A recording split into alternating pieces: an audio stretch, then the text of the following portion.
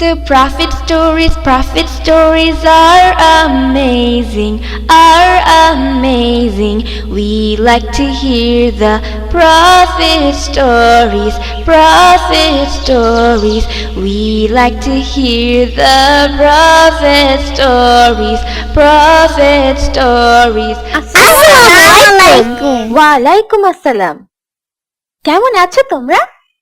আলহামদুলিল্লাহ, আমরা ভালো আছি। আমরা আপনার কাছে নবীদের গল্প শুনতে চাই। মাশাআল্লাহ, অনেক ভালো। মুসলিমদের জন্য নবীদের গল্প অনেক দরকার। আজকে আমরা নবী আদম আলাইহি ওয়াসাল্লামের গল্প শুনবো। তোমরা শুনবে তো? হ্যাঁ, চলো তাহলে শুরু করি। বিসমিল্লাহ। অনেক বছর আগে আল্লাহ পৃথিবী, চাঁদ, সূর্য বানান। এরপর তিনি মানুষ বানাতে চান। তাই তিনি ফেরেশতাদের পৃথিবীতে পাঠান কাদামাটি নেওয়ার জন্য। ফেরেশতারা পৃথিবীতে এসে অনেক জায়গা থেকে কাদামাটি নিয়ে যায়। এরপর আল্লাহ কাদামাটি দিয়ে মানুষের মতো আকার বানান এবং একে আদম বলে ডাকেন। এভাবে এই আদমকে 40 বছর রেখে দেন। ফেরেশতারা ও ইবলিস ভাবছিল যে এটা কি, তারা ভয় পাচ্ছিল। কিন্তু ইবলিস সব থেকে বেশি ভয় পাচ্ছিল। এরপর একদিন আল্লাহ আদম আলাইহি ওয়াসাল্লামের শরীরে আত্মা দেন। আত্মা মাথা ছুঁয়ে দিলে তিনি হাঁচি দিলেন। আত্মা যখন চোখ ছুঁয়ে দিল তিনি জান্নাতের ফল দেখতে পেলেন। আত্মা যখন পেট ছুঁয়ে দিল তার খিদে পেয়ে গেল আর তিনি ফল খেতে চাইলেন। আর তাই আত্মা তার পা ছুঁয়ে দেওয়ার আগেই তিনি লাফিয়ে উঠলেন আর পড়ে গেলেন। আল্লাহ তখন বললেন যে মানুষ অনেক অধৈর্য।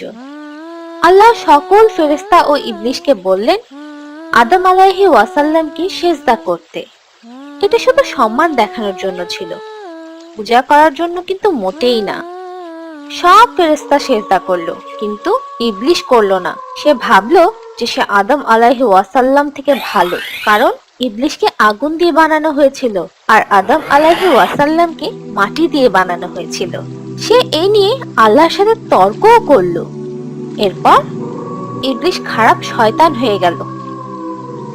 আল্লাহ ইবলিসকে কিয়ামতের দিন পর্যন্ত অভিশাপ দিলেন। শয়তান বুঝতে পারল যে আল্লাহ একদিন তাকে জাহান্নামে দিবেন। তাই সে আল্লাহর কাছে শক্তি চায় যাতে সে মানুষকে ধোঁকা দিয়ে তার সাথে জাহান্নামে নিয়ে যেতে পারে। আল্লাহ তার চাওয়া পূরণ করলেন এবং তাকে শক্তি দিলেন। একই সাথে আল্লাহ সবাইকে সাবধান করলেন, যদি কেউ শয়তানের দেখানো পথে চলে তাহলে সে শয়তানের সাথে জাহান্নামে যাবে। আর তাই আল্লাহ আমাদের সঠিক পথে চলার জন্য কোরআন দিয়েছেন। শয়তান কেন মানুষকে ধোঁকা দিতে চায়? তোমরা কি কেউ জানো? কেউ বলতে পারবে? মানুষের জন্য ইবলিস শয়তান হয়েছে, তাই সে রাগ করে মানুষের ক্ষতি করতে চায় এবং নিজের সাথে জাহান্নামে নিয়ে যেতে চায়। মাশাআল্লাহ, ঠিক বলেছ। শয়তান আমাদের অনেক বড় শত্রু এবং খারাপ কাজ করে, ফেরেশতারা ভালো কাজ করে। আর মানুষ মানে আদম আলাইহি ওয়াসাল্লাম হলেন বুদ্ধির প্রতীক। আদম আলাইহি ওয়াসাল্লাম অনেক বুদ্ধিমান ছিলেন, কারণ আল্লাহ তাকে সবকিছুর নাম শিখিয়েছিলেন। মানব জাতির মা বিবি হাওয়াকে কিভাবে বানানো হয়েছিল? জান্নাতে আদম আলাইহি ওয়াসাল্লাম খুব একাকী অনুভব করতেন। একদিন তিনি ঘুম থেকে উঠে তার পাশে এক মেয়েকে দেখতে পান, যাকে আল্লাহ তার বুকের বাম পাশে সব থেকে ছোট হাড় দিয়ে বানিয়েছেন। আদম আলাইহি ওয়াসাল্লাম জিজ্ঞেস করলেন, কে তুমি? একটি মেয়ে, তোমাকে কেন বানানো হয়েছে?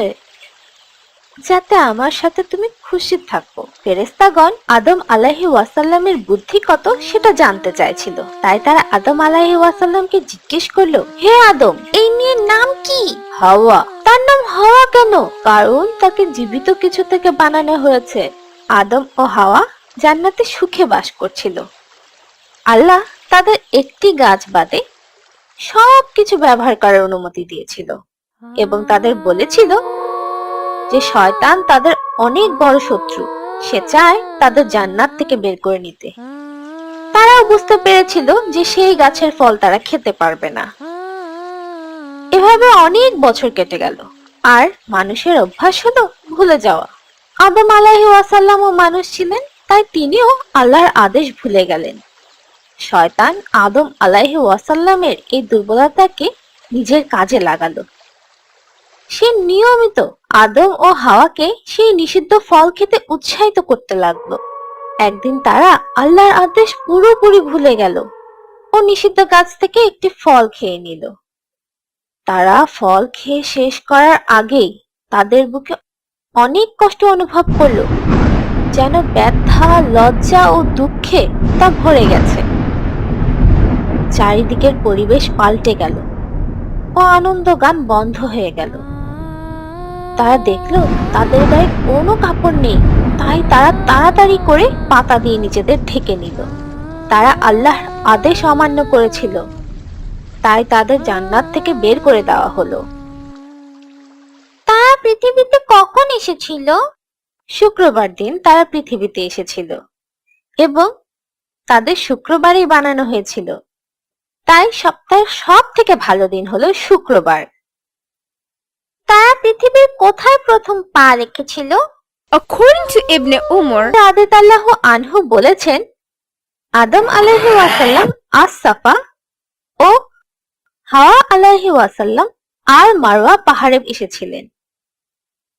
আদম আলাইহি ওয়াসাল্লাম জানতেন যে তাকে পৃথিবীতে কষ্ট করতে হবে, তার পরিবারকে কাপড় ও অন্যান্য জিনিস দিয়ে ভয়ঙ্কর জন্তু থেকে বাঁচাতে হবে এবং সব থেকে জরুরি শয়তান থেকে নিজেদের রক্ষা করতে হবে। পৃথিবীতে তারা তাদের নতুন জীবন শুরু করলেন। তাদের যমজ সন্তান হলো কাবিল ও তার বোন। এরপর আবার তাদের যমজ সন্তান হলো হাবিল ও তার বোন। তারা মহান আল্লাহর দেওয়া উপহার ও পৃথিবীর ফল খেয়ে সুখী জীবন কাটাচ্ছিল। তাদের সন্তানরা সুস্থ ও সবলভাবে বড় হয়। কাবিল ছিল কৃষক, সে তার জমিতে ফসল উৎপাদন করত। আর আবিল ছিল মেষপালক, সে পশু পালন করত। তাদের যখন বিয়ের বয়স হলো, আল্লাহ আদম আলাইহি ওয়াসাল্লামকে বললেন তাদের নিজের অন্য ভাইয়ের যমজ বোনকে বিয়ে করতে হবে, মানে আবিলকে কাবিলের যমজ বোন আর কাবিলকে আবিলের যমজ বোনকে বিয়ে করতে হবে। কিন্তু কাবিল আল্লাহর আদেশ মেনে নিল না, কারণ সে নিজের যমজ বোনকে বিয়ে করতে চেয়েছিল। আদম আলাইহি ওয়াসাল্লাম তো বিপদে পড়ে গেলেন। তিনি তার পরিবারে শান্তি ও একতা চাইতেন, তাই তিনি আল্লাহর কাছে সাহায্য চাইলেন। আল্লাহ আদেশ দিলেন তার দুই ছেলে আল্লাহকে কোনো প্রিয় জিনিস উপহার দিবে এবং যার উপহার সুন্দর ও ভালো হবে সে নিজের ইচ্ছা মতো বিয়ে করতে পারবে। তারা দুজনেই উপহার দেবার জন্য রাজি ছিল। আবিল তার পশুর মাঝে সব থেকে ভালো পশু দিতে চাইল, কিন্তু কাবিল তার ফসলের সব থেকে খারাপ ফসল দিতে চাইল। এখন পর্যন্ত কাবিল দুটো ভুল করেছে। কেউ কি বলতে পারবে কি কি? হ্যাঁ, সে আল্লাহর আদেশ অমান্য করেছে, কারণ আবিলের বোনকে বিয়ে করতে রাজি হয়নি এবং সে প্রিয় জিনিস উপহার দিতে চায়নি। হ্যাঁ, আল্লাহ কি তার উপহার মেনে নিতে পারত? না, ঠিক বলেছ, আল্লাহ তার উপহার মেনে নেননি, কারণ সে অবাধ্য ছিল। এর ফলে কাবিল অনেক রেগে যায়, কারণ সে তার সুন্দর বোনকে বিয়ে করতে পারল না। তার রাগ তাকে শয়তানের পথে নিয়ে গেল এবং সে আবিলকে হত্যার হুমকি দিল। একদিন আবিলের কাছ থেকে ফিরতে দেরি হচ্ছিল, তাই আদম আলাইহি ওয়াসাল্লাম কাবিলকে পাঠালো তার খোঁজ নিতে। কাবিল তার ভাইকে একা পাওয়ার সুযোগ পেয়ে গেল এবং সে এতটাই রেগেছিল যে সে তার ভাইকে পাথর দিয়ে আঘাত করে মেরে ফেলল। এটা পৃথিবীতে মানুষের প্রথম মৃত্যু এবং প্রথম খারাপ কাজ ছিল। শয়তান আবার মানুষকে ধোঁকা দিল ও এভাবেই পৃথিবীতে খারাপ কাজ শুরু হয়। আবিলকে অনেক সময় না পাওয়ার কারণে আদম আলাইহিস ওয়াসাল্লাম তাকে খুঁজতে শুরু করে, কিন্তু তিনি তাকে না পেয়ে কাবিলকে জিজ্ঞেস করলেন। আর কাবিল রেগে বলল, আমি আমার ভাইয়ের পাহারাদার নই।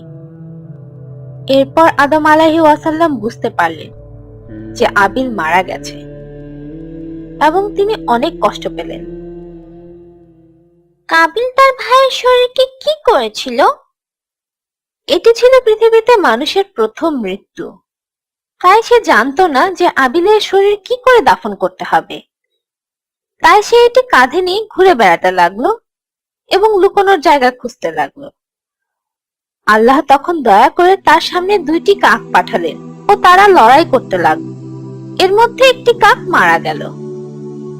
বেঁচে থাকা কাকটি তার ঠোঁট ও নখ দিয়ে মাটিতে গর্ত করলো এবং মৃত কাককে গর্তে ফেলে মাটি দিয়ে ঢেকে দিল। কাবিল এটি দেখেও লজ্জিত হলো।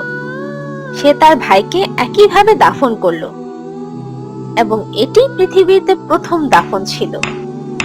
2 ছেলেকে হারিয়ে আদম আলাইহিস ওয়াসাল্লাম অনেক বিষণ্ণ ছিলেন। এক ছেলে মারা গিয়েছিল এবং অন্যজন শয়তানের পথে চলছিল। তিনি তার পুত্রদের জন্য প্রার্থনা করলেন এবং তার অন্যান্য সন্তানদের ও নাতি নাতনিদের উপদেশ দিলেন।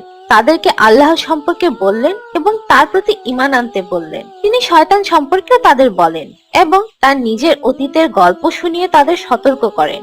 তিনি তাদের বলেন যে কিভাবে শয়তান কাবিলকে তার ভাই আবিলকে মারার জন্য উৎসাহিত করেছিল। এভাবে অনেক সময় চলে যায়। আদম আলাইহিস ওয়াসাল্লাম বৃদ্ধ হয়ে যান এবং তার পৃথিবীতে অনেক সন্তান হয়। আদম আলাইহিস ওয়াসাল্লাম মৃত্যুর নিকটে আসলে তিনি তার পুত্র সেথকে মানুষের জন্য পরবর্তী পথ প্রদর্শক হিসেবে নিযুক্ত করলেন।